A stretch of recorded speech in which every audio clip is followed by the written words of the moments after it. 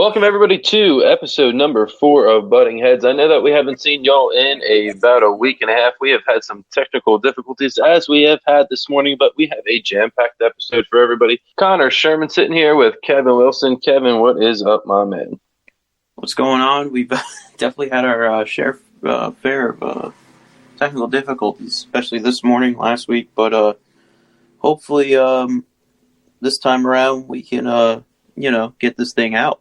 So hope everyone's doing all right, whoever's listening, and the Stanley Cup's over, and we're getting ready for the draft and free agency and find out the news whenever the new season starts. So we're ready to go. We got a nice episode for you guys, a nice long one, so let's do it.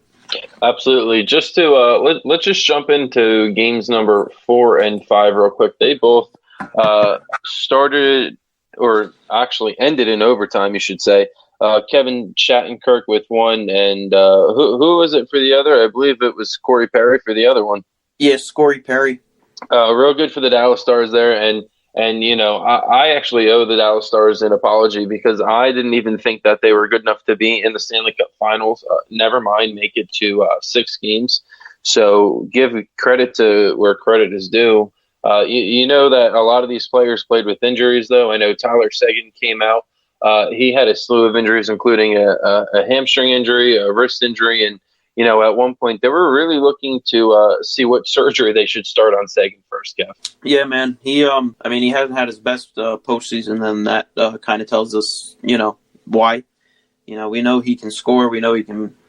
He's a dominant force when he wants to be. So it's unfortunate, but that's hockey. That's all sports. It is what it is. He's a stud. He'll get better. Hopefully, he'll be back stronger next year, because it definitely wasn't his best year. He'll be a key part of the Dallas Stars moving forward, unless they trade him. I don't think they're going to, but unless they trade him. So it's 2020, bro. We can't rule anything out at this point, right? Yeah. So good luck on the surgeries, and hopefully we'll see out there healthy and dominating once again. So essentially, there's no other way to put this. Dallas played really, really good hockey all the way up to the Stanley Cup Finals. Where they hurt the most was actually themselves. And by that, I mean they took so many penalties. And after games 3 and 4, you heard, we're not going to take any more penalties. Game 5, they went in. They still took penalties. You know what I mean? And that is just what ruined the Stanley Cup Finals for this team. And they even acknowledged that they were taking too many penalties. They acknowledged that they were going to stop taking penalties. They were just unable to do it, unable to stay out of the box. And that was really their Achilles heel. Yeah, I mean, it's the biggest cliche thing to say in hockey, right? Stay out of the box and you'll win games. Stay out of the box, you'll win games. But it really mattered this series, especially when you're versing the Tampa Bay Lightning, who have a wagon of a power play. Not only are they a wagon of a team, but their power play is absolutely incredible. And they just took way too many penalties, and it ended up, biting them in the end. So it's unfortunate. I know they definitely tried to be physical. They tried getting in their heads to get them off their games. But at some point, you got to kind of change what you're going to do, because it's not working, because the talent that Tampa possesses is just way too good.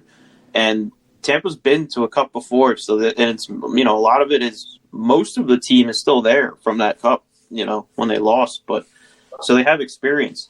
So for Dallas, it was unfortunate for them to take so many penalties, but it is what it is now. You can't change it. So let me tell you where I knew Tampa Bay was going to win, and it was as soon as Steven Stamkos hit the ice and scored that goal. Stamkos must have played 4 or 5 shifts, had a total of less than 3 minutes played, comes in, snipes a goal, in his first shot back since February. It just was all too perfect. But unfortunately, he left the bench and left actually the series after that play. Yeah, it's unfortunate, man. I saw a post, and it talked about it basically throughout the year. Every year, it seems like something happens to Steven Stamkos, whether it's for the Tampa Bay Lightning or playing in the Olympics for Team Canada, and it seems like he's always getting hurt. So for him to go out and just give the amount of time that he gave on the ice, and to go out and score, you have to feel very you got to feel happy for him. Like, that's something he's been striving for so many years, and he keeps getting hurt, but he now has his cup. It was definitely a nice story. I was fired up when he scored. I think most NHL fans were fired up when he scored because he's just such a good guy. So he's not a hateable player. That's not somebody you see in boo. Yeah, he seems like such a nice guy. So, I was so happy, and everyone else was so happy that he scored. And it's unfortunate he got hurt, but he's got his Stanley Cup. I'm sure he's going to come back and play for years to come. And he's a stud. He's a star, and he's only going to keep scoring when he's healthy. So, I'm excited to see him back out there next year. And let's hop right into Game 6 and talk about them winning the Cup Finals. To me, I felt like Tampa Bay's offense was so good in the regular season that they were toying with everybody. And once they hit the Cup Finals, they just took it to the next level, Kev. They, getting pucks into the other end of the zone, chasing pucks, getting there before the defense even gets there. It's like these guys were skating so much faster. These guys were playing so much more physical. These guys knew what they needed to do in order to win the Stanley Cup. Yeah, and congratulations to the Tampa Bay Lightning, and big congratulations to my guys Ryan McDonough, who spent on that 4-year stretch with the Rangers so many good memories, and unfortunately they couldn't pull it out in 2014. So I was very happy to see McDonough win his cup, and also Shattenkirk, because he had it wasn't the best relationship when he came to the Rangers, which was unfortunate because he got put in a pretty crummy situation, but overall, congrats to Tampa Bay Lightning. And yeah, I mean they're just so much more talented than Dallas. And Vasilevsky played lights out. I mean, I know Dallas didn't outshoot them in Game 6, so defensively they locked it down, and that was just a grade A performance from Tampa Bay in an elimination game. To where I think if they went to Game 7 that they might be in trouble, because the amount of momentum Dallas would have been that might have been something hard to overcome, because we see in hockey momentum is a key thing. So for Tampa to show up to Game 6, to shut them out, and to play as dominant as they did, it showed who wanted it more. And it was also kind of a Stanley Cup where it was the only team the only way Tampa couldn't win is if they screwed themselves like Dallas did with the penalties and whatnot. So I'm happy that Tampa got their Stanley Cup, and just showed they wanted it more. Absolutely. And I had the honor of seeing a lot of these guys play in the American League with Syracuse, actually. I did some work with the Checkers and their broadcaster, Jason Shia, over the last couple of years. And I got to see Carter Verghese play, and I got to call Carter Verghese. So just seeing them up on the ice now and Stanley Cup champions, that's really, honestly, truly something that's very special to them. And it's special to us as fans too, being able to see these guys grow, through the American League, and then come up and play in the National League and play as well as they did. So absolutely a big congrats to them, chasing pucks into the zone, getting pucks deep, and most importantly, putting pucks into the back of the net. Putting pucks back into the net. Game 6, Braden Point strikes first. Are you surprised? No, because that first line was so good and so dominant all playoffs. Unstoppable. And not only was it Kucherov and Point killing it, but Palat had such a great postseason, a low-key great postseason. He's such a good player, too. So I wasn't surprised to see, that first line and either, Point or Kucherov get on the board. Yeah, and then Star shut out by Vasilevsky, and he is probably the most elite goaltender in the National Hockey League right now. And I know that Carey Price is still out there, and Carey Price is a close number 2 if you ask me. But right now, if I were to have a Game 7 and you ask me which one goalie I want in the National Hockey League, it is 110% Andrei Vasilevsky. Yeah, I'm not going to disagree with that. I mean, he's a Vezina finalist, the last how many years? 2-3 years, and he's definitely a stud. So I mean, yeah, you go with him Game 7 regardless of who's your goalie right now. So yeah, and for him to just pitch that shutout in Game 6 was incredible on its own, and for him not to have any jitters or anything like that, just play so solid. It's just Tampa wasn't going to lose. That was it. Tampa refused to lose. Absolutely. And the Conn Smythe is actually picked up by a Norris Trophy finalist and Victor Hedman. And although, listen, I don't want to sit here and I don't want to fight it. Obviously, Hedman played great. Hedman played a lot better than people think that he did. He's probably next up. If Steven Stamkos wasn't their captain, it would probably be Victor Hedman. I think we all know that. And, he was able to step up when Stamkos, was out. And he played some big minutes. And he did score 10 goals. But Braden Point, to me, I think was really the start and finish of that offense. The guy broke Tyler Johnson, his teammate's record for postseason postseason goals scored. My apologies if I could speak. With 16 goals, the previous record was 15. So Braden Point was just unreal this whole playoffs. And if it were up to me, I surely would have given it to Braden Point. Although I know the voting was super close, and it was probably one of the closest in history. Yeah, it was closest, I believe, ever in the history of the voting of the Conn Smythe. So, I'm not disagreeing with that. I thought Braden Point should have got it. But I'm also not surprised that Victor Hedman got it. We've seen it in the past where, the player on the team, the biggest star of the team, will get it more times than not. And it's not like Victor Hedman played bad. He played lights out defense, and he scored at a rapid race, too. At a rapid pace, I'm sorry.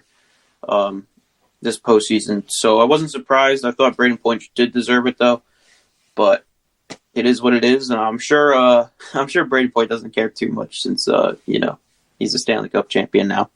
Yeah, no, it looks like they're all having a great time down there in Tampa right now. Believe me, the pictures are hilarious. So let's just move into something that I thought would be a good idea: transactions that help Tampa Bay get to where they are. And honestly, I think every single one of these transactions played a huge part into them winning the Stanley Cup this year. There isn't a single one of these transactions, I'll tell you, that I saw and went, oh, yeah, Tampa could have won without them.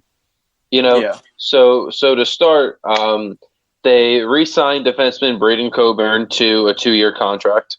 So that way they're not using Coburn. Obviously, helped them win this year.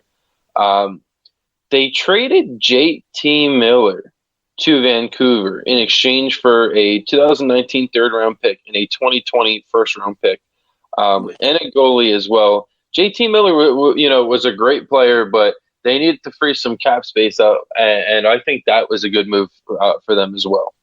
Oh, it's a huge move for them, and not only did it free up cap space to bring in guys like Luke Shen and Patty Maroon and Bogosian, but it also, JT Miller's in it. He had a career year this year, so it seems like he found a team and he found a system that he's most comfortable in playing in. But yeah, for a Tampa Bay standpoint, it helped out a lot because they were able to sign key guys. They're not like the best players, but they're key and to what they wanted to do. And when you free up cap space, you can bring in guys like Luke Shen, Bogosian, and Patty Maroon, and you bring in those guys too. So you get that big body who's everyone's going to hate on the ice and they're going to be physical, and it also takes away the other team from trying to be physical with the star players like the Braden Points and the Kucherovs and the Hedmans, because all they want to do is go after these guys. So in that standpoint, it was huge for Tampa to get these guys. Absolutely. Another thing they did too was they signed goalie Curtis McElhinney to a 2-year contract, which was huge because if you remember last year, McElhinney splitting time with Peter Mrazek in Raleigh, North Carolina, playing for the Hurricanes, played great. He was an absolute, tore up that tandem between him and Mrazek. He played a lot of big minutes. He played a lot of big minutes in the playoffs. Overall, all in all, I think McElhinney is a great signing, and he's probably one of the best number 2s in hockey, as far as second goalie goes. Yeah, I mean, the number 1, I feel like, has to go to Halak, right, in Boston. But, yeah, he's definitely a solid backup. He fits into his role perfect. He's a stud backup goalie, and it's someone, if Asklesky were to get hurt, they could count on him to win some games for him. So. Yeah, and speaking of Vasi, they also signed him to an 8-year contract extension this offseason in July, I believe, as well. And that was another big part. But now you look at his contract, and you'll never overpay this guy. There's no such thing as overpaying a guy who's going to go out and win the Stanley Cup for you. So even if his numbers go off the next couple of years, it's worth it just winning the first Stanley Cup in itself. Hey, you spend the money and it's worth every penny if you win that Stanley Cup. So you can't hate the contract now. Yeah, exactly. And I almost want to call Tampa Bay's defense, Kev, a team of misfits. Mm-hmm. Because let's start. Number 8, the 8th thing that they did in order to win the Stanley Cup. Sign Kevin Shattenkirk to a 1-year contract. Kevin Shattenkirk was a great 2-way defenseman while he was in St. Louis. You mentioned earlier Shattenkirk didn't play too well with the Rangers. He was put in kind of into an odd and a bad situation on his end. Gets cut and gets signed by Tampa Bay. And Tampa Bay, unreal. He scores the overtime game winner Game 5 of the Stanley Cup Finals, Game 4 of the Stanley Cup Finals. My apologies, and just an unreal season for him. And this just opens him back up to getting another big contract. Absolutely, and I believe he had some very, very good years for the Washington Capitals too. I believe, did he win a Stanley Cup with the Washington Capitals? I don't know if he was part of that team in 2018. Okay. Yeah, I don't know either. That might have been his first year with the Rangers. So that's what I think it was.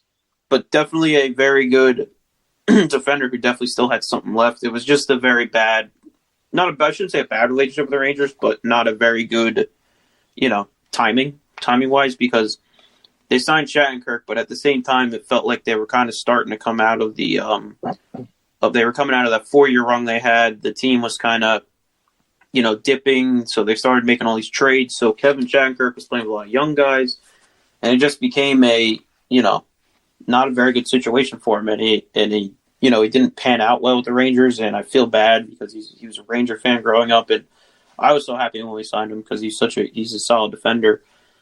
But for Tampa to go out and get him on a 1-year deal, and Shattenkirk's also someone that can help be that point guy on the power play, facilitate. So it only adds to their depth on the power play, and defensively, you're getting a solid defender, and he can go up the ice, and he can make these outlet passes on counterattacks and whatnot. So I think that was honestly one of their big free agent signings, and I think it was one of the many that paid off for them in the end. Yeah, absolutely. 2018 was his second year with the Rangers, and then in 2019, he scored 8 goals, 26 assists, 34 points in 70 games, which is actually pretty impressive for a 31-year-old who didn't have point totals like that for the last 3 years. He had some totals like that when he was traded from St. Louis to Washington, but he was also a minus in his last 4 years as well. So he was a minus both years with the Rangers.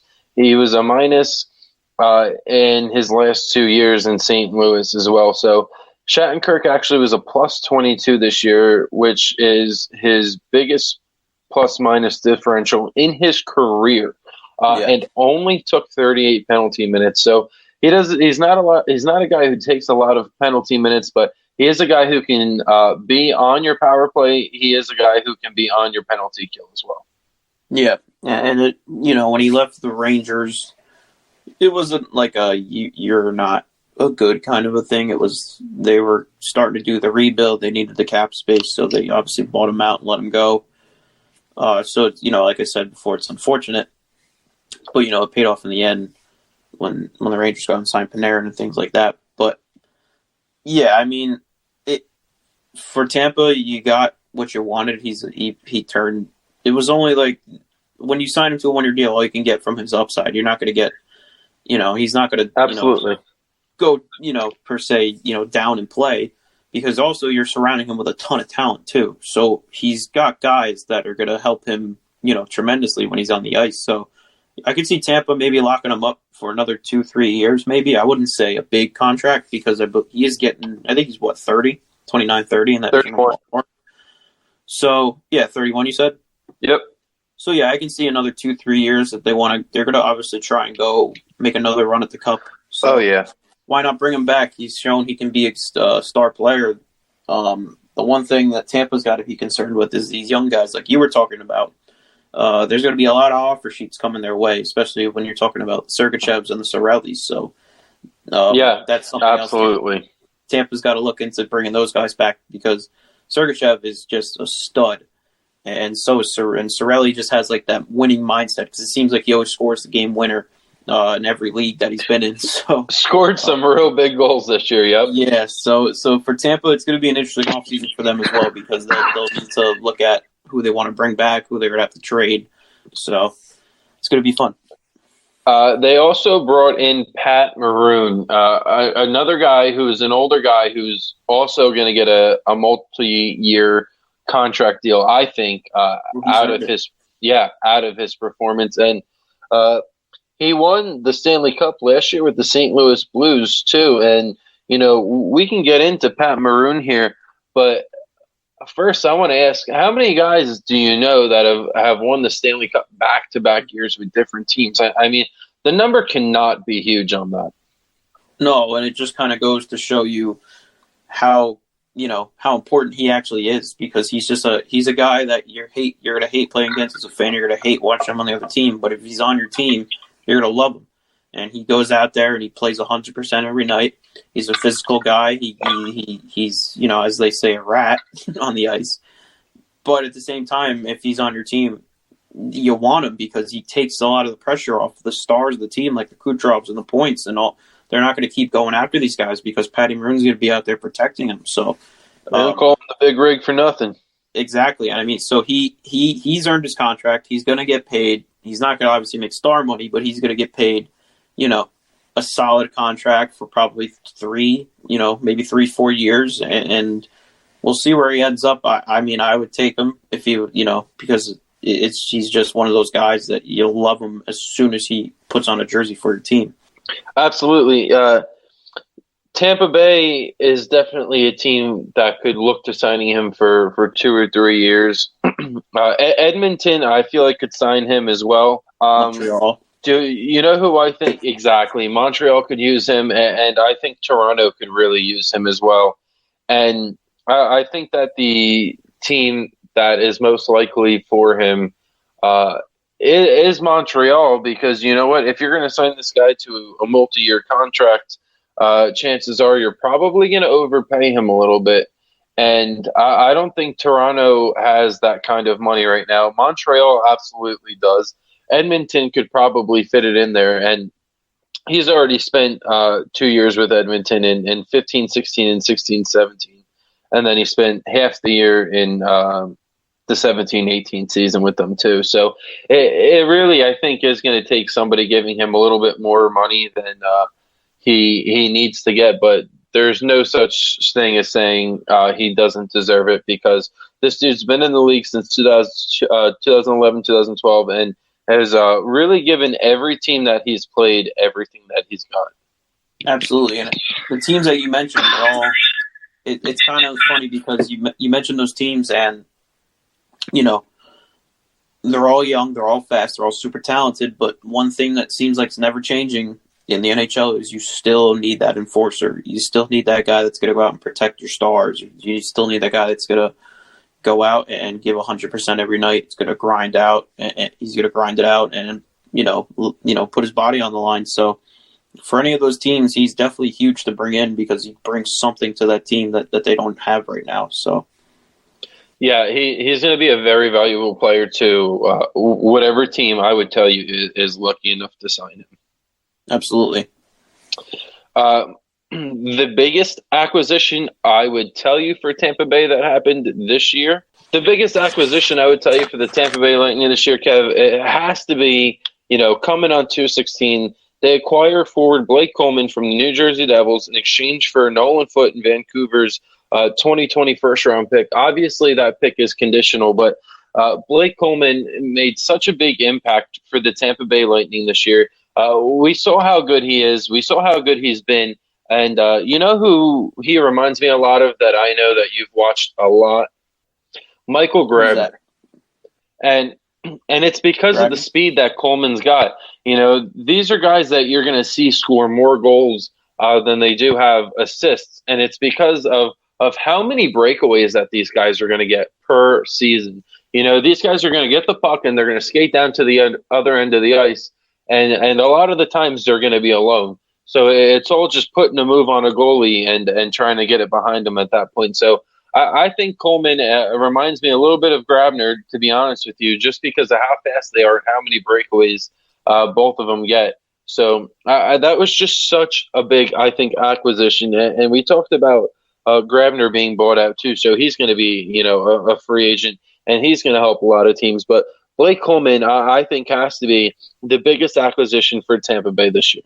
Absolutely. He's also got a sneaky good wrist shot too. So just throw that out there. But yeah, I mean, every time I watch Tampa Bay play, especially in the playoffs, it seemed like Blake Coleman was always, you know, doing something, whether he's, you know, taking a shot. He may not have scored a lot, but, you know, whether he's, you know, taking the shots he's supposed to take, playing solid defense, just doing everything he's supposed to do. So it was definitely a huge acquisition from New Jersey. And you can't say enough about these kinds of guys because they're the perfect role players. I mean, he played on the third line for Tampa, third right wing, and that line played pretty well. So, you know, definitely a solid acquisition and definitely someone that they should also look into. You know, I don't know if he's a free agent this year or not. Someone they should try to bring back for you know, same thing. A lot of these guys are perfect, like, you know, 2-year guys, 3-year guys at this point in their careers. So, you know, it's definitely something to look into. Yeah. And Coleman is one of those players who will lay down a hit too. So he's one of them frisky players, you know, one of them grit guys. He can be one of them grit guys as well, I should say. So Coleman was definitely a good pickup, and I'm so glad for him, and I'm so happy to see him finally win the Stanley Cup. You know, I've seen that dude score some unreal goals in their opening against who was it, Winnipeg last year. He scored an unreal goal from his knees, and Trev and I were both in the press box for that one. So that was something that, you know, very thankful to watch. And I've seen this guy play a ton of hockey. He's such a good player. Yeah. I mean, I only got to see him I only watched him when, you know, when he was on Tampa when the Rangers played the Devils. But I mean, there's plenty of highlights he put out this year before he got traded to show you how. Oh yeah, absolutely. So. And, you know, the next move is, I think, another misfit, Kev. Zach Bogosian gets signed to a 1-year contract on $223 after he's cut by the Buffalo Sabres. So, you know, Sabres aren't a great team, but they lose a big player in Bogosian, and Tampa goes ahead and signs him. And where is he now? Champion. Unreal. I mean, absolutely unreal. Perfect fit for that third line. So the third line defense. So you can basically pair him up with anyone. You know, he's a defensive defender, and you know, he's perfect role. He didn't have to do too much. He was just kind of doing what he was told to do, and he worked out perfect. Last but not least, I think this is also one of the biggest trades that Tampa had this year as well. They acquired Barclay Goodrow and Philadelphia's 2020 third-round pick from San Jose in exchange for Greco and a 2020 first-round pick. Unreal player. You know, I've seen San Jose play a lot of hockey, you know, just staying up. You know, after the Penguins play, they'll be on NBCSN a lot. So I got to see him play a ton, and he broke out the year that they went to the Stanley Cup Finals and played the Penguin in the finals, if I remember correctly, because that is definitely a name I remember watching.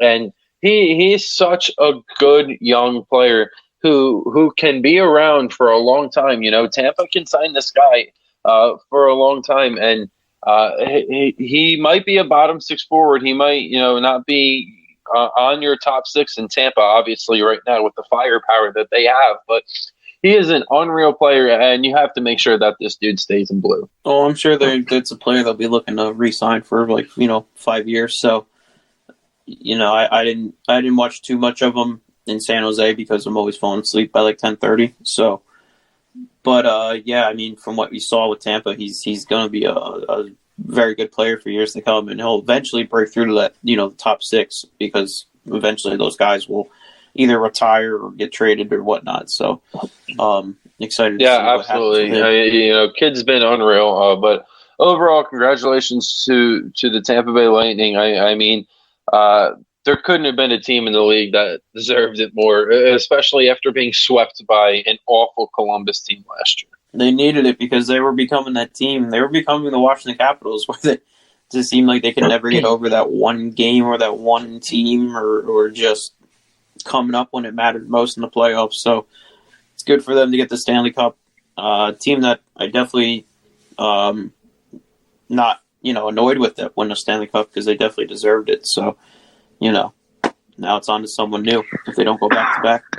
Yeah, I mean, the last team to go back to back, obviously, was the Penguins in 16 and 17, and then before that, Kev, that was actually the Penguins again in 90 91. So, I mean, it's definitely doable with a team with that much firepower. But there are also a lot of teams that are going to make big improvements, this coming year. Especially with the New York Rangers. So, a lot of people that are going to be putting pressure on the Tampa Bay Lightning. And we're going to talk about the Rangers for a little bit, because there's a lot of chatter going around, a lot of rumors going around with the Rangers. And most importantly, they just bought out one of the greatest goalies ever to play the game. And, I kind of wanted to give you a minute or two to talk about that as well. Yeah, right, we can go right into it now. I'm not ready for it. All right, so obviously being a Rangers fan for so long, and it's sad because he's one of the three main.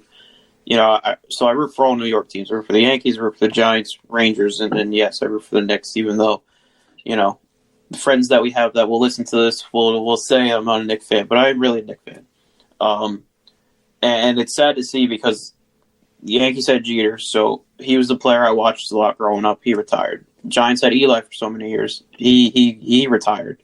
So Lundqvist was like the last of like my childhood athletes that I really I loved. And for him to now be bought out, I know he didn't retire yet, but for him to be bought out and to see him in another jersey next year sucks. And but at the same time, I want him to go win his Stanley Cup, because it's just not going to happen right now with the Rangers. And I understand that it was a money thing too, because the Rangers needed to, obviously we saw they traded Stahl, and they had to buy out Lundqvist because they needed the money, and they now have $20 million in cap space for this offseason. So it's very sad. But I hope Hank goes to a winning team next year. I hope he wins the Stanley Cup, because if anyone deserves it, it's him, man. I mean, he was on that 4-year stretch. The Rangers, were like one of the more dominant teams in the NHL, and they just could never get over the hump. They lost to the Kings in those 5 games, and it was sad. So I hope he goes and wins this cup. And I don't think people truly understand like how good he is, or how good he was. Like, people always say because all right, so if you put Lundqvist on any other team, right, you put him on those Blackhawks teams, per se, he's 100% absolutely better than Crawford. The thing that really separates him from the rest of the great goalies in NHL history is definitely that Stanley Cup, and I think it's because he doesn't have that Stanley Cup that a lot of people are overlooking him. He was a Ranger for 20 years. Drafted in 2000, he was picked in the 7th round. You don't expect a goalie to be that great coming that late in a round.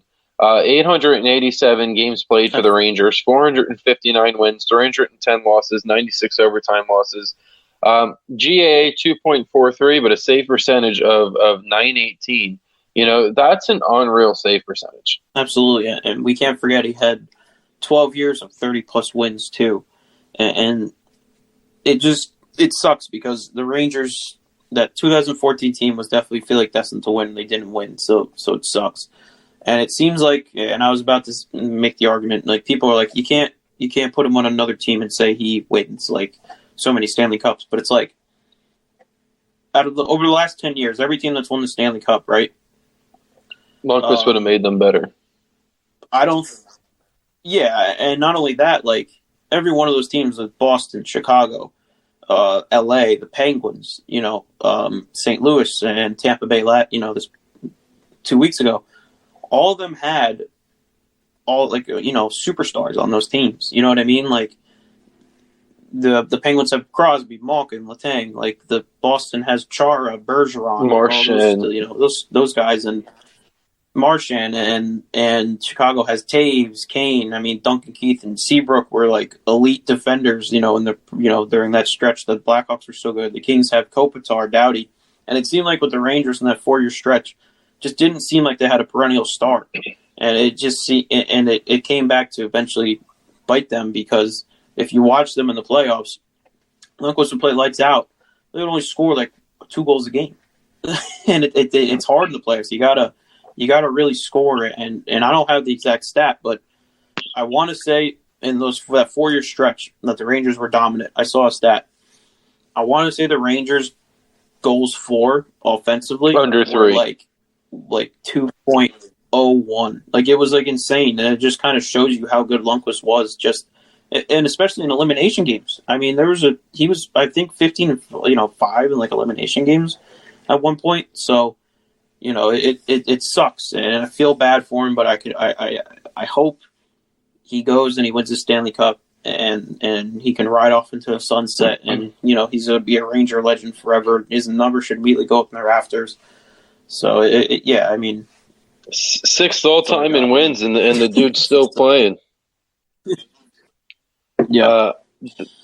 So I don't know if he's going to start wherever he goes, but I just a couple of teams have emerged in talks with Lundqvist since he's already been released. Edmonton is looking to solve their goalie issue.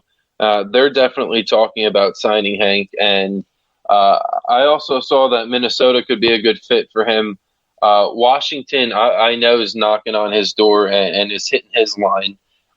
There are just so many teams that would be good for him. And I was talking to Trev the other day. I was talking to my little brother the other day who's a Devils fan, and I was saying, if they were to offer Hank something, he could teach Mackenzie Blackwood, because you can't forget that Mackenzie Blackwood is 21 years old, and the kid was really good for the Devils last year. The biggest difference is he's got nobody in front of him. So if he could learn from a legend like Henrik Lundqvist, I think that could really, boost his career later on. And I think that would be a good signing for the New Jersey Devils. And I just think that you could probably talk Lundqvist into it, considering the fact that he probably wouldn't have to sell his home in New York. I don't know. I can't picture him in a Devil uniform. It's like telling me to look at Marty Brodeur in a Ranger uniform, right? So I don't see it. I think he's just in the mindset. He's got about 2 years, I think, left of just playing. And if he goes to a team, because he's going to want to go to a win now team. So I think if he goes to a team and he wins this cup this year, I think he retires. Mackenzie Blackwood could learn a lot from him, but I just don't see him in a Devil uniform. I can't see him in a Devil uniform. I can't see him in a Washington uniform. I can't see him in an Islander uniform. So I hope he just goes like out west. Go to Colorado. Colorado, I'm going to say it now, from next year when we're doing our next Stanley Cup Finals. Colorado's winning the Stanley Cup next year. So go to Colorado, start or not start, just get on the roster, get your Stanley Cup. Go down as one of the greatest goalies of all time. Boston might lose Halak this year, so it would be wise, and they could definitely have Hank back up Tuukka as well. And that's not even something I'm saying just because I'm coming up with it. It's something that I'm reading. Boston seems to be, somewhat of a serious suitor, with the cap space that they have. Yeah. I mean, it's a nice city. Another team I hope he doesn't go to, but it's up to him, and it's his decision, and the Rangers wanted to make right by him, so he can at least make his own decision whether he wants to go to another team. So we'll see what more happens. of a cap space kind of thing there. They're going to save a lot of money in cap losing Lundqvist. They did, because they now have $20 million cap space. They can go and get some some pieces that they need, not like perennial superstar free agent, but role players, things of that nature. I don't know, Kevin. So, a lot of money. It had to be done. That's a lot of money in cap space. It is, but I was I was reading some takeaways from JD and Gorton's press conference from Friday, and it was funny. The one thing they asked, obviously everyone asked, you taking Alex Lafreniere with the first row, pick. And, Jeff Gorton just kind of said, we'll tune in Tuesday, see what happens, because I know, and we'll get to it in the next, couple minutes. The big rumor, Jack Eichel, the Rangers are interested, kind of a thing. Well, but what I did take away from what they did say, they aren't going to try to make a big splash from free agency because they want to try to stay under the cap. They don't want to, get too close to, they don't want to, get too close to going over the top or just right underneath. So they want to stay a good chunk underneath for future rewards of some sense. So they're not going to go out and, I think, get a big player. I think what we will see, they will make a trade. I don't know what the trade's going to be. I would assume it's going to be for a defenseman or a center, but we'll find out. It's definitely going to be they definitely got a lot of help last year at defense after trading for Jacob Trouba from Winnipeg as well. So that definitely, I think, helped them as well. But Tony DeAngelo was fourth in points among the I saw that DeAngelo could be moved too, but a defenseman that already has been moved is Mark Stahl to the Red Wings with a 21 second round pick for future considerations. You want to touch on that one? Yeah, it's another sad one because Mark's been on the team for so long too. But it was one I feel like that Ranger fans wanted for a while here because his game definitely has digressed, and he's another one that he's not, he doesn't fit into what the Rangers want to do right now, and I have all the utmost respect for Mark Stahl. He's put his body on the line for the Rangers for so many years, and he's been part of a lot of great memories, and he's another guy I wish got a Stanley Cup too.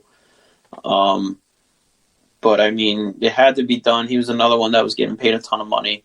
And, I hope he does well in Detroit. It kind of helps Detroit because you kind of get a veteran that kind of, he may not be at his best, but he's a guy, especially for Detroit, to get into that locker room to, someone they could get advice from and things like that.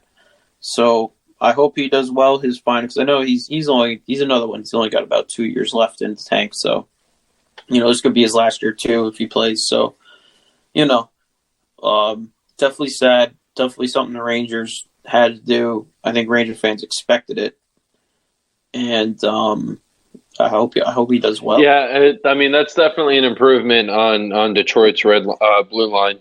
So definitely does help, and we'd love to see these guys succeed in other places, especially after leaving somewhere that they've been for so long. And we will touch on the Jack Eichel, but we are going to touch on the draft. So I think we should wait a couple of minutes before we touch on the draft here. Some other points that I want to bring up and I want to talk about. Next I'm going to take a minute and I'm going to talk about the Mike Matheson trade. Florida and Pittsburgh had last week as well. Pittsburgh trades Patrick Hornquist over to the Florida Panthers for Mike Matheson and Colton Sceviour. And I think Sceviour is going to be one of those guys who is going to be a trade piece in another trade. I don't actually think that we're going to see this guy in black and gold at all. Matheson more likely. And at first I kind of thought it was going to be a trade to save cap space, but Matheson's got a 4.8 mil cap hit, and Hornquist was something along the lines of 5.2. So you're really not saving that much money, and then you're bringing in another bottom six forward as well. So you don't really save any cap space there. But Patrick Hornquist is such a big part of the Pittsburgh organization, and losing him is gonna suck. And you really don't know how the team is going to react next year. A lot of people say that one of the biggest mistakes, a lot of people inside the locker room and inside the organization who know this team really well, said that one of the biggest mistakes that GM Jim Rutherford made was actually trading Carl Hagelin. Hagelin and Hornquist got along real well together, and they were both big locker room guys. And Hornquist is one of those players who was always sitting in front of the net. He was a big locker room guy. He was in the middle of every scrum. He was going to lay a big hit if he need to, but he also could score a big goal if needed as well. So losing him is kind of going to suck. He was one of my favorite players on that team.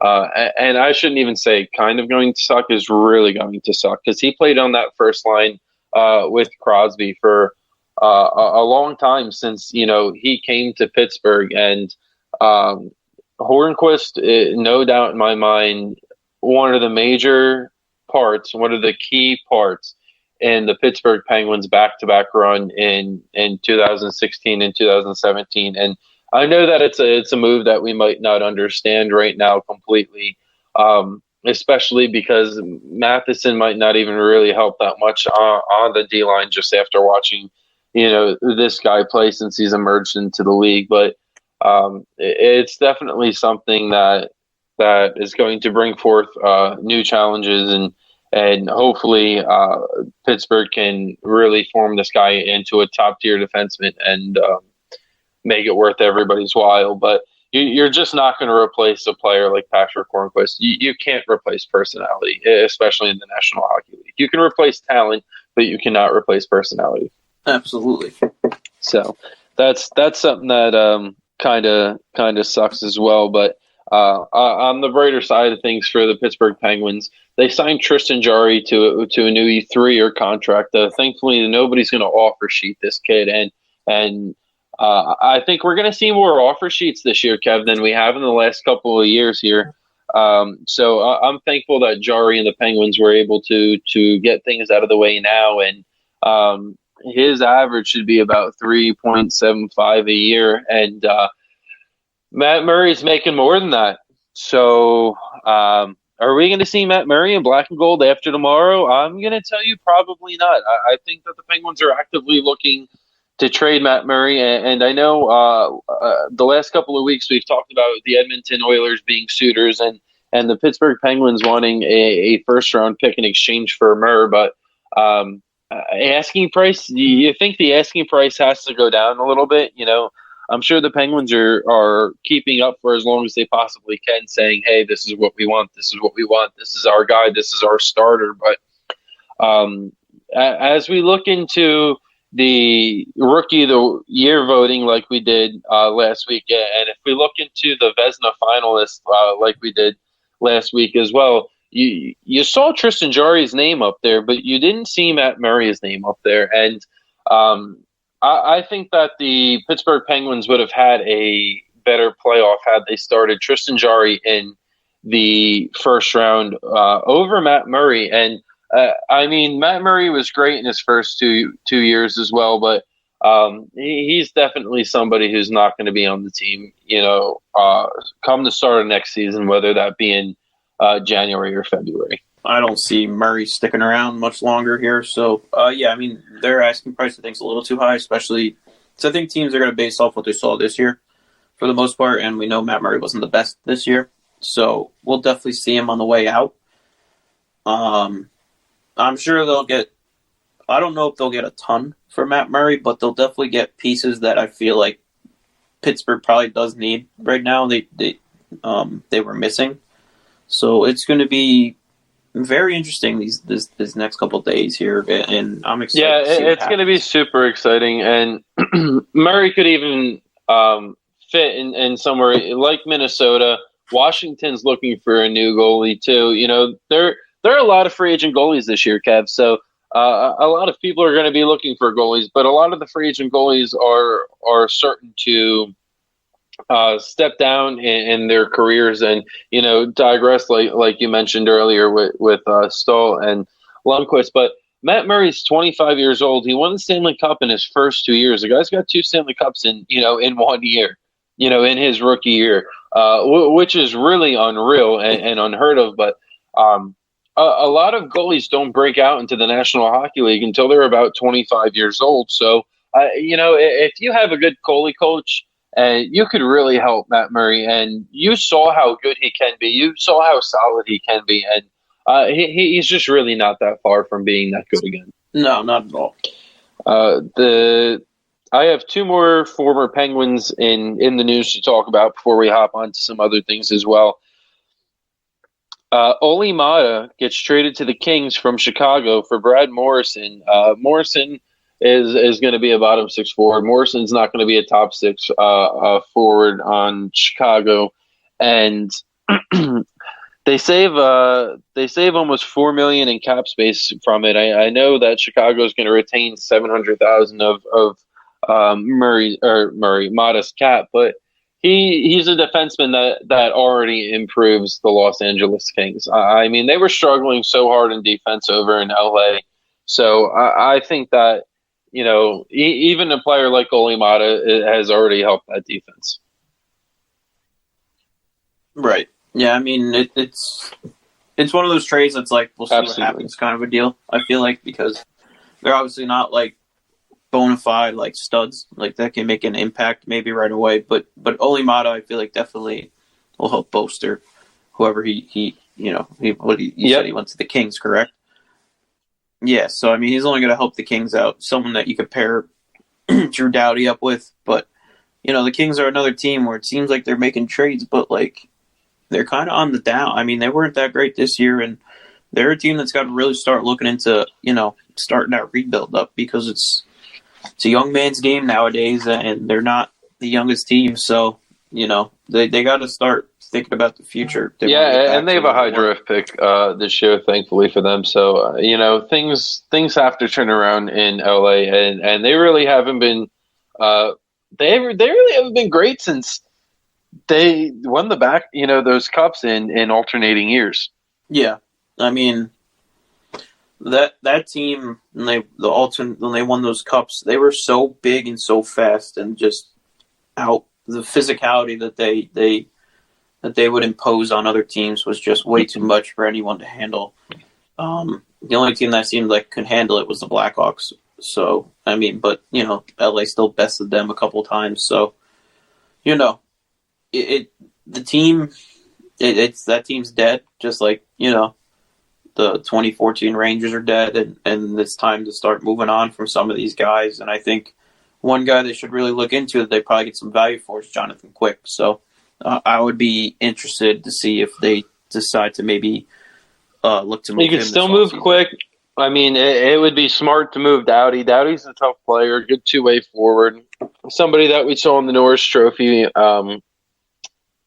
finals for years and years, kind of like you saw Bergeron in the Selke. So 2 players that can really be moved and help other teams, but more importantly, help the youth movement over in Los Angeles. Most important former Penguin that I have on this list right now, Marc-Andre Fleury. It's more of a what's going to happen with Flower kind of thing. And are we going to see Fleury move to another team? Robin Lehner signs 5 years, $25 million with Vegas. Fleury's also making in the fives as well. So that's $10 million on goalies. And are you going to tandem Lehner and Fleury? Because Marc-Andre Fleury's not a backup goalie yet. I mean, hands down. It was a good move bringing in Lehner, because Leonard's a great goalie, but Marc-Andre Fleury, it has to be your number one guy, I think. And if he's going to not, he's got to be somewhere where he's going to play every day, because He's just way too talented, and he's still too good to be on the bench. Well, he said he doesn't want to move from Vegas, and he hasn't requested a trade, but he's going to get moved, whether it's via trade or if he's going to end up being the goalie of Seattle, probably. So when it all comes down to it, whenever they decide to do that. So, he's going to get moved, unfortunately. I know he doesn't want to get moved, but there's no reason to pay the amount of money they're paying for goalies, especially when one's just going to back up. It seems like, especially, Leonard seems like the number one guy now, so I would look to watch him get moved, whether it's now or later. He could be that answer in Colorado. He could be that answer in Edmonton. There are a lot of guys that there are not a lot of guys. There's a lot of teams that could use a goalie like Marc-Andre Fleury. Especially if they have a younger guy in the system, who we can learn a lot from. But definitely, I think moving forward, Fleury's got to start somewhere. I don't even think he's really slowing down that much, to be honest with you. You put a decent defense in front of him, and he's going to take you to the playoffs. He's just that type of goaltender. Yeah, absolutely. So it's going to be interesting. There's a lot of goalies that are going to be on the move this year, so it's going to be fun to see where all these guys go. And then the Coyotes are really the next team that we're going to talk about, and then we'll move into the draft and before we call it quits. But the Yotes are already trying to shop Taylor Hall.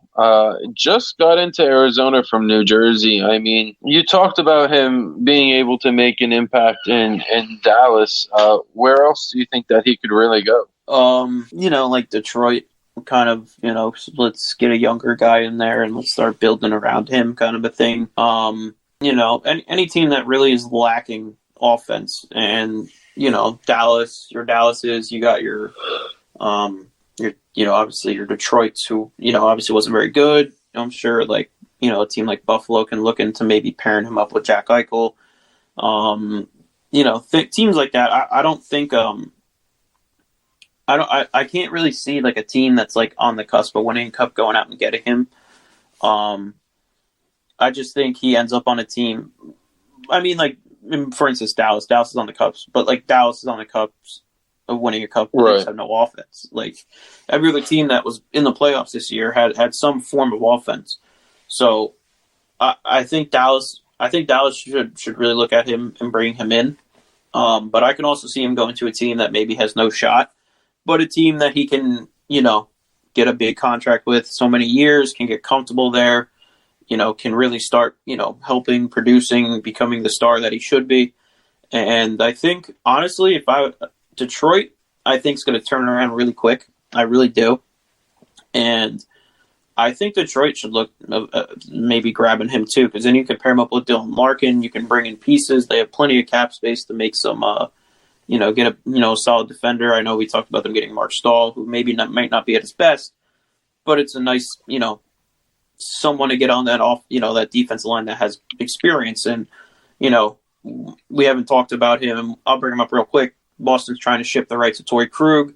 Detroit's in the mix on him as well. So you bring in the Torrey Krug, bring in a Mark Stahl. Can they get the big fish in Pietrangelo? Who knows? And all of a sudden, you got three capable guys at the back end. And then you can bring in Taylor Hall. You got Dylan Larkin. You're going to have a very good pick here.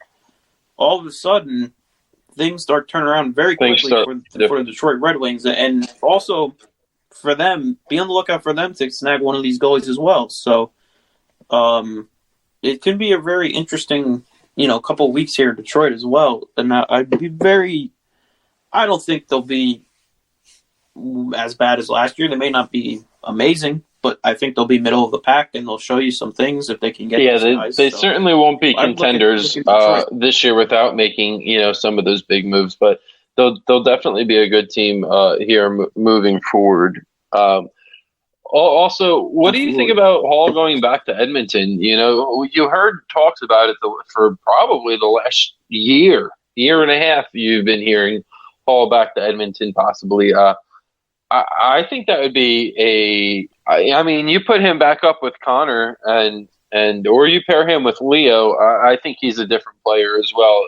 He's one of those players that really relies on other people's talent. I mean, I'm not taking away from Taylor at all. The kid's a very talented player, very fast skater. Kid can shoot, he can deke, kid can do it all. But I just think that he plays better when he's got better line mates, and we've definitely seen that. So I just think that if Taylor could go back up with Leo, or if Taylor could go back up with Connor, you're going to see that Taylor that won the Hart Trophy, and you're really going to see this kid playing want to win. Well, the thing with Taylor is you got to get him back to where he was when he was with New Jersey, with that 1 year where he, was that good, where he was. I don't think he did. He won the Hart. I don't think he did. Yeah, he won the Hart. You got to get him back to that level. And I mean, he wasn't playing with the best players in New Jersey. They were New Jersey was a good team, but they weren't perennial stars all over the team. So you got to get him back to that. Oh wait, not to cut you off, but this is the most excited I've been in a long time. The Penguins are about to buy out Jack Johnson. Yes, thank God. Really? It's about time. But I mean, if Edmonton wants to bring him back, yeah, that's all great and fun. But Edmonton's got to get that. Got to get a defense. They got to get a solid defense and a goalie.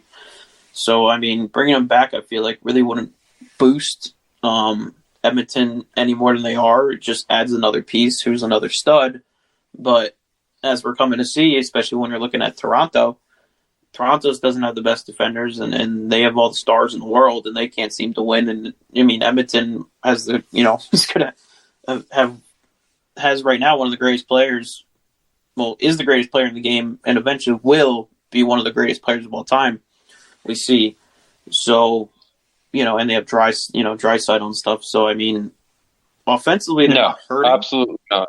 Would Taylor all help? Yeah, of course, all the talent in the world can help, but I don't think Edmonton should make that move, because then they're going to be paying him and no money to go throw around at a goalie or the back line of defenders. So I mean, that definitely something that's possible, but something that you really, I think, have to make happen. But he's a good player, and one of the most exciting off seasons that we've seen in a very long time. So coming the 9th, so we're only 4 days from it. It's going to be very exciting to see what's going to happen moving forward. Absolutely. Michael Grabner, also, we mentioned before, gets bought out by the Yotes. He's somebody that I could see going back to the Rangers, if I'm being honest with you. And he's somebody that the Rangers can probably get for less than $4 million a year. So that'll make some good use of the cap space that they have now. Oh, yeah. I mean, I've seen, including myself, I've seen a lot of Ranger fans saying, why not bring back Grabner? It's a solid piece. Help the younger guys, and not only that, he fits the system that the Rangers run anyway. So I think it's a solid piece to bring back. I would be more than happy to bring back Grabner. It's all a matter of whether they want to do it. So I would definitely be on the lookout watching the Rangers snag him. You'll see the Rangers snag a lot of, I think, role-playing guys this offseason. You'll see I think they'll go and they'll snag Grabner. They're going to make a trade, and they're going to probably get some bigger bodies in there. I know they've been rumored with possibly Wayne Simmons coming over, and maybe even Matt Martin coming over. So, they want to get bigger. Yeah, Matt Martin. Yeah, that'd be funny. I know they want to get bigger. They need to get bigger because they need to get more physical, and they need to get guys that are going to, like we said before, like with Patty Maroon in Tampa, it's going to take away, the pressure off the stars. They're not going to be constantly getting killed all the time. So, definitely. Brendan Lemieux can't do it all by himself, and Wayne Simmons, I know, has to be a free agent because he was traded this year to Buffalo from the New Jersey Devils, who only signed him to a 1-year contract. The only thing with Wayne Simmons is he's getting in his 30s and he's starting to slow down. And I mean, it would definitely work if you're going to put him with Panarin, or if you're going to put him somewhere where he's going to be able to stand in front of the net and have people just get pucks to the net, because that's where Simmons is best. And I used to love watching when the Penguins played the Flyers between Simmons and Hornquist because Horny and Sims they both went at it all the time, and they're both the guy who's going to sit right in front of the net and take the shot and try and deflect the shot. So they have very similar play styles, except for Simmons is a little bit older, and I think that he's slowed down a lot in the last couple of years. But if you can get Simmons to sit home, sit right in that crease and deflect pucks into the net, I think that would be a brilliant signing. Absolutely. I would take him. He's another guy, like I said. You hate him when he's on the other team, but if he's on your team, you love him. So I would take him in a heartbeat on a 1-year deal. Maybe not play every game, but, get a solid amount of games. And I know you said the Rangers are looking to trade for defense, and Pietrangelo is going to be the biggest defenseman in this market. He's going to be the biggest player in the free agent market, actually. But I also hear that the Arizona Coyotes could possibly be shopping their captain, Oliver Ekman-Larsson. That would be interesting. This is what I mean. This is so my mind is blown. There's so much going on in hockey right now, and free agency starts in 9 days. The draft starts tomorrow, probably today if you're listening to this on October 6th. But we're recording on the 5th. Like there's just so much going in hockey right now. It's just so exciting. Yeah, I mean it's gonna be fun, especially because everything's come back together, especially because of the whole COVID thing. So everything's happening at once. Now the next step would be when we got to get the news of when the season's going to start. So, we'll get all that soon. There's a lot of, little things they got to get the kinks out. I know they're talking about maybe possibly doing a bunch of different bubbles, but I know the players that were in the bubble already said the bubble wasn't so bad, but at the same time, they can't see themselves doing it for a full year, kind of a thing. Yeah, for 82 games would be awful. Because, yeah, it'd be awful. I mean, you're away from your family, your loved ones, so I know that's the biggest thing. That's just a little thing. I don't think that happens.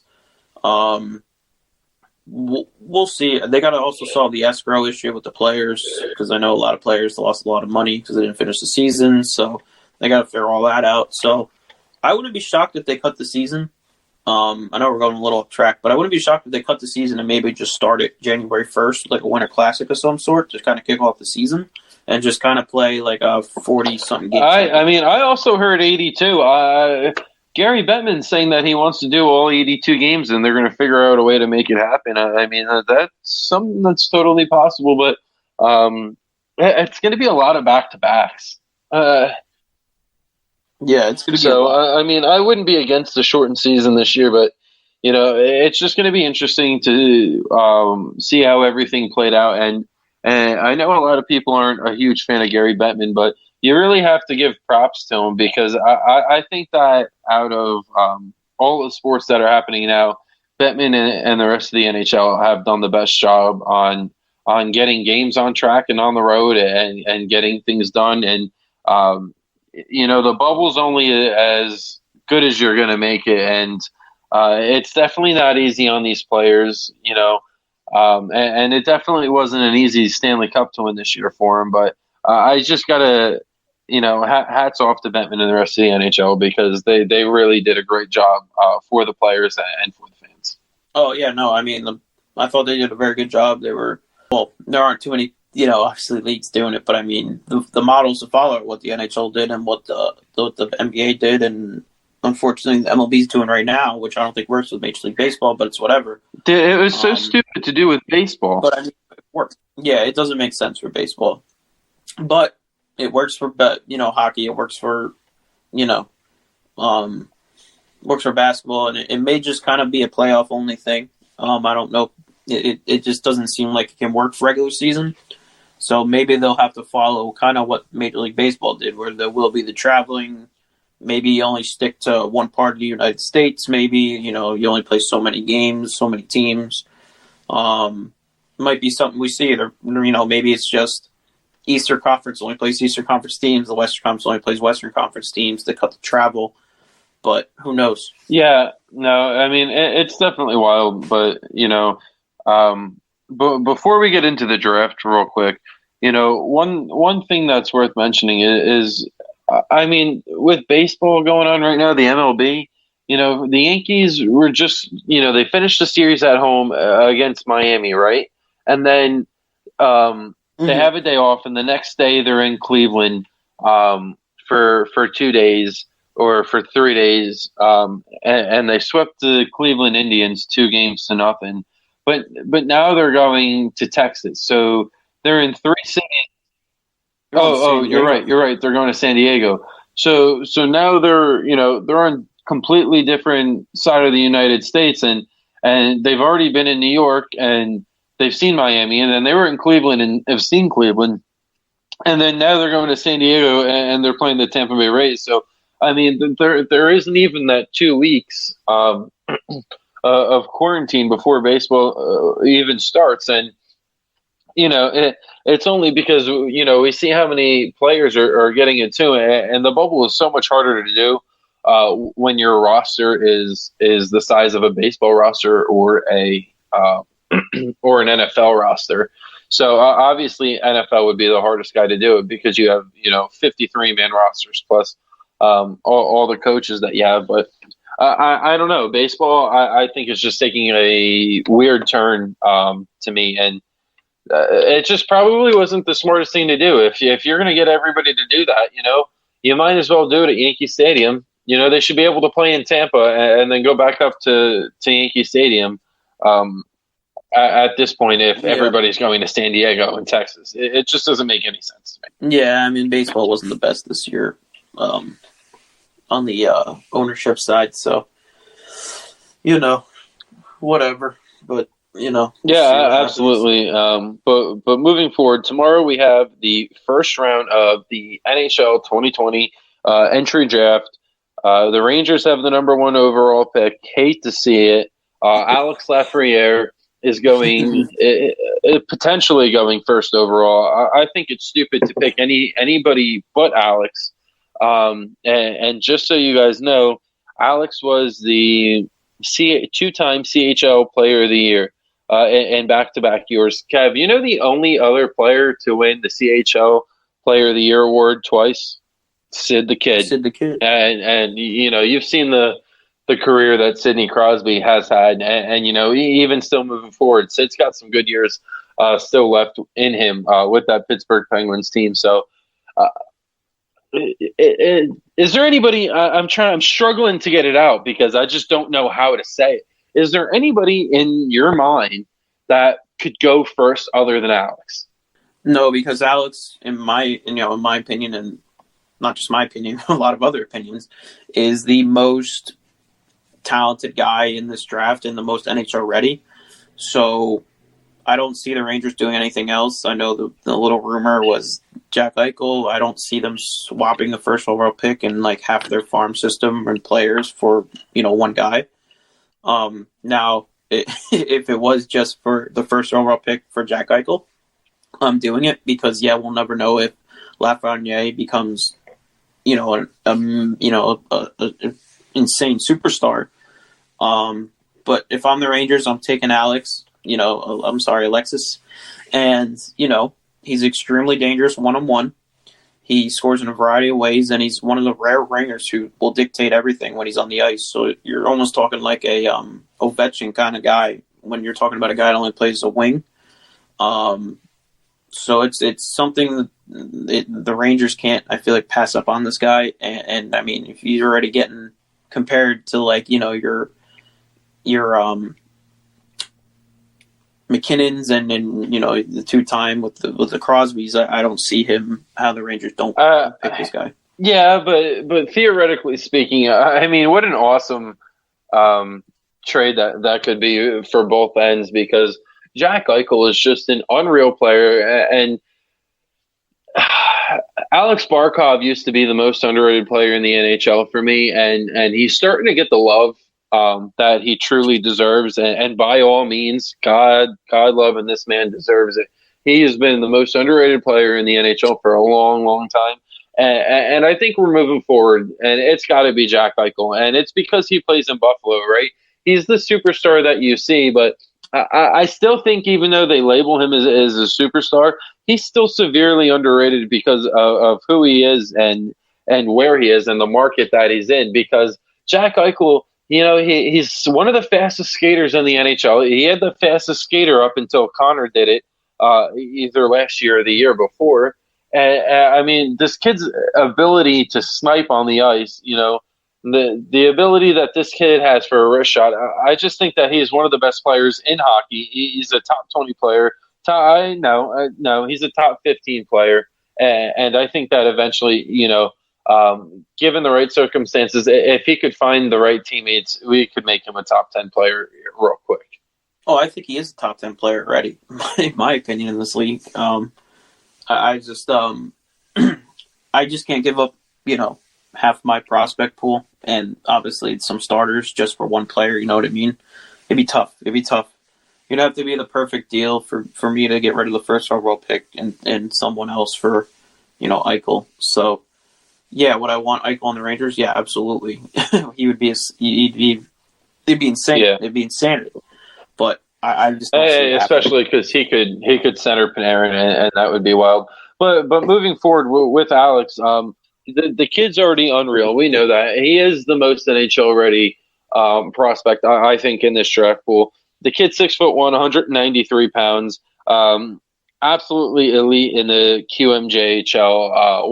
One player of the year the last 2 years, and rookie of the year before that. So the kid's going to make a straight emergence into the National Hockey League, and even if he starts on that third line, because obviously Artemi Panarin's going to be your number one right winger. You still have Chris Kreider. He's going to be your number two right winger, I think, and then you might start Lafreniere on the third line, and then once he starts moving, once he gets hot, I mean, this is potentially a guy who can go 40-40 in year number one. Oh, absolutely. I mean, he's projected.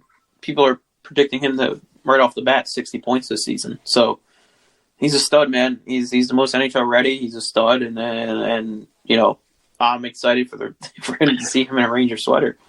I'm just excited to have the first overall pick, man. It's been I don't even think my parents were born last time the Rangers had the first overall pick. So I'm excited, man. I am so excited as a Ranger fan. And Ranger fans should be excited because there's good things to come.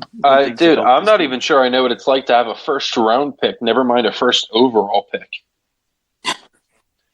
Yeah. It's been a while. I mean, even the Rangers have the first overall pick. It always seemed like, they weren't even in the top 10. So excited. I'm just excited. Moving on. Hey, actually, you know what? Why don't you quarterback this section? I know that you've done a ton of research, and you're just as excited as I am about this NHL draft. And I know you have a whole list brought up. So I have my list too that I've written down and brought up. But why don't you go ahead and lead this? Yeah. So I mean, I have a list of the top 10 prospects in this draft who we'll probably all see go in the top 10, and little snippets on their games and whatnot. So I'm just going to go through them very quickly because I know we're at probably an hour and 20 minutes into this. So we're at the part where it really matters here because that will be the big thing going on tomorrow. So we just talked about Alex Lafreniere. He's going to be the first overall pick. He's extremely dangerous one-on-one. He scores in a variety of ways, and he's one of the rare ringers that's going to command a line. So you'll see him go number one. Number two, I think we'll see, and feel free to jump in whenever you want, Quinton Byfield. He's 6'4", 215 pounds, played in the OHL. He dominates, absolutely dominates on the junior level. Now, he does have some flaws. When you pick him, you're getting the upside of extremely rare potential. He's a 6'4" power center who can skate and handle the puck like very few people in this draft. And for him, you got to hope he adds a little nastiness to his game. But if he can put it all together, there's absolutely no way you stop this guy. He's the perfect center. He's the perfect size, perfect power forward kind of player. So watch out for him if he can put it all together. Yeah, you can't forget that he scored 82 points in 45 games. The kid is fast, but he's not a great agility skater too, Kev. So A lot of his points come, Yeah. skating right up the middle, and I think that he could learn a lot from Anze Kopitar. And if the Kings do pick him, um, it would be unreal. This kid can be unreal. Right. So for number 3, I got Marco Rossi. He's a center, 5'9", 183 pounds, also played in the OHL. He's the leading scorer, can beat you like Lafreniere in a number of ways. He's got a very quick shot. It's very accurate. He's got magical hands, as they say.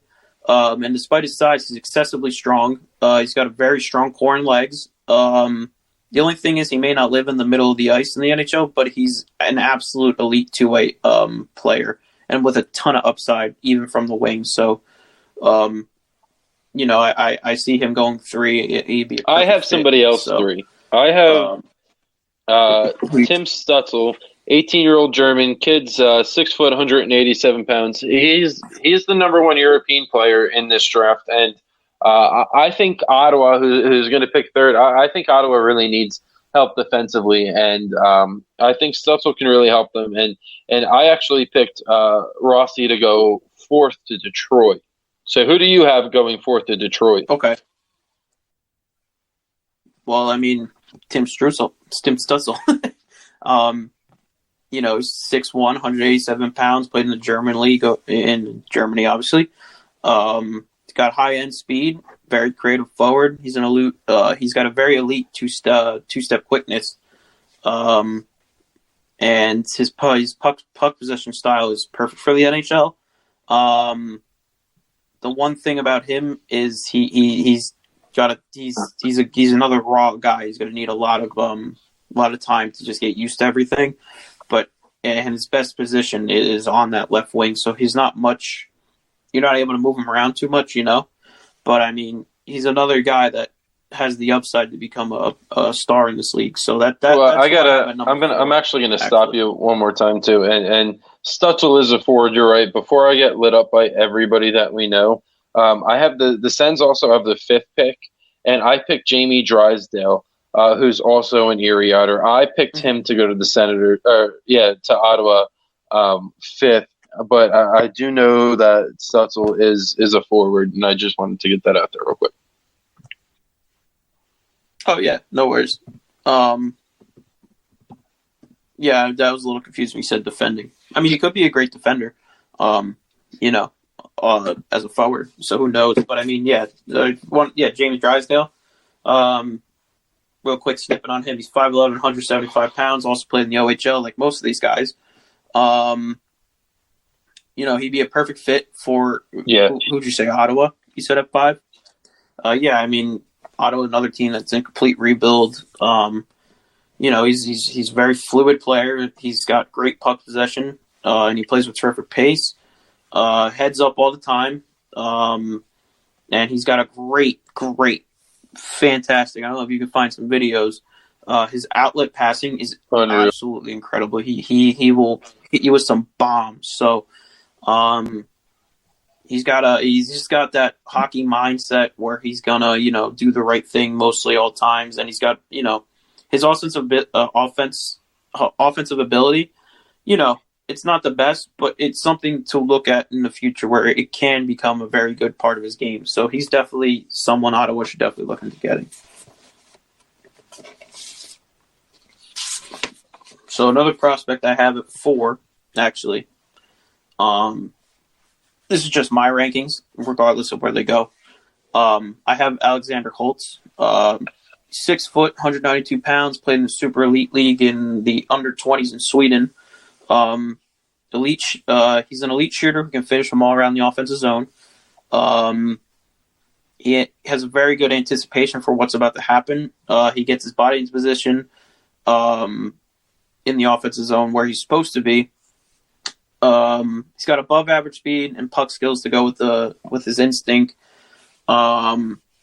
His finishing is incredible, and he's probably a future first power play trigger man with 40 goal upside. So this is a guy to definitely look at when you're talking about a team that could definitely use some offensive help. Maybe it's a guy if he's number 4 in my pool, but if he drops perfect fit for Buffalo. Pair him up with Eichel and the other young guys they got going on over there. So, definitely something Buffalo should maybe look into grabbing this guy. Maybe even New Jersey. I know New Jersey could definitely use some help. Yeah, and they've got the 7th pick. This is a guy that you can't go wrong with this guy. So, at number 5, I have Lucas Raymond. He played in the Swedish Hockey League. Another one, he's an explosive winger. He's equally dangerous whether he's shooting or passing. He moves with a quickness, and his puck handling is at a very high level. Very fluid with his skills.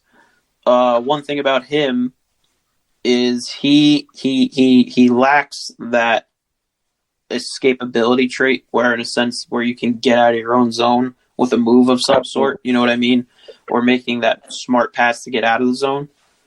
But he's capable of overcoming that, and he's another guy, and that's what a lot of these guys are. There's so much upside with a lot of these guys. They may not be the most NHL ready guys, besides maybe Alexis, but there's so much upside with all these guys that can become something great. So that's what I have on Lucas Raymond. 6 and 7, I had Tim and Jamie, actually, which we already talked about that. So at number 8, I have Jake Sanderson. Seems like he's the best American player in this draft. He's been playing in the United States National Team Developmental Program. He's a defender. He's a left-handed defenseman. Elite transitional defender who owns advanced defensive instincts and tremendous skating ability. He's got a very heavy shot, but he only uses it sparingly. He wasn't afforded high-end forwards to work with at the program this year, but that will change at NODAC in the fall. And he's a guy, he's going to chew up minutes on the ice. He's got that cardio like you wouldn't believe. So he's a guy that's going to play long minutes, whether he's on the ice.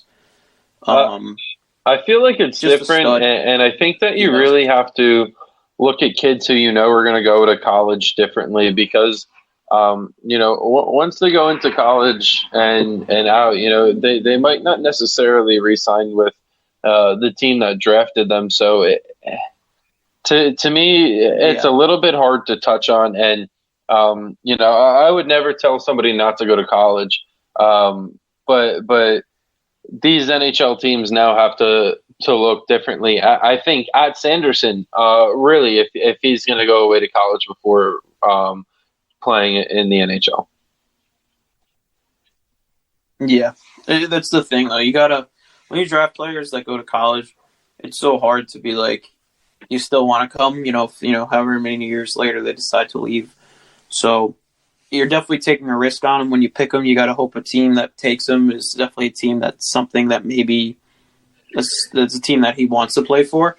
Because he could, he's raw, like I just said, right? But he can come out of college and, be a stud. So, it's almost like, Adam Fox this past couple of years, he elite coming out and didn't want to play for Carolina. So, even though he wasn't drafted by Carolina, but,